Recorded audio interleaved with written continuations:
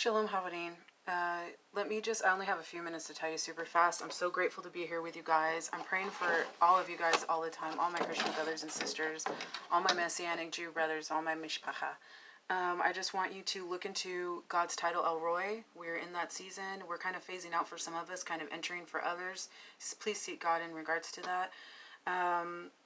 Please understand, look into the etymology for that, if you would, and where all of that comes from and what it means, and also the well in the story with Ishmael and him speaking to Hagar at the well, and also to the Samaritan woman at the well, and knowing that God is seeing you in everything that you're going through. There is hope in Christ Jesus. I also wanted to touch on Exodus 22:18.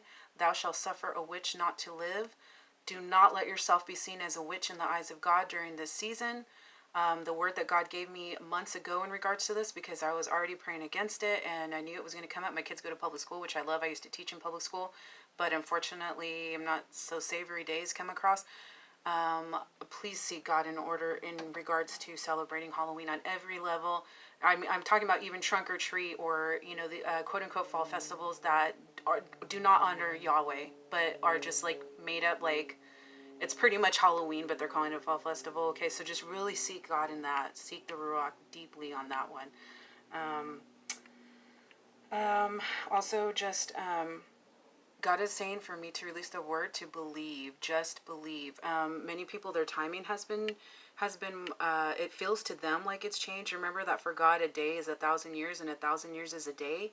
Please keep this in mind. I know it's hard to believe sometimes that God is hearing you and that He's seeing everything that is going on with you, but He really is.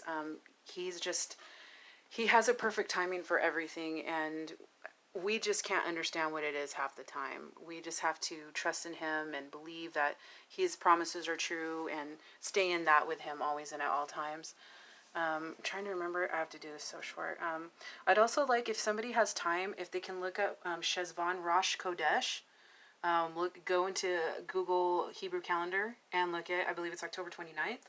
Understand the points that God is making by allowing this to be worship or celebrated or set apart times, and understand about Yom Kippur, what that is about, and why we would again abase ourselves, not necessarily in fasting. Really look into that and understand that God is asking for it. Yom Kippur is also called the Sabbath of all Sabbaths, and understand why God has, again, its timing. There's a time when He wants us to rest. There's a time when He wants us to move. I just love you guys. I'm praying for you. Pray for me. Be blessed. And remember, God is watching you. Shalom.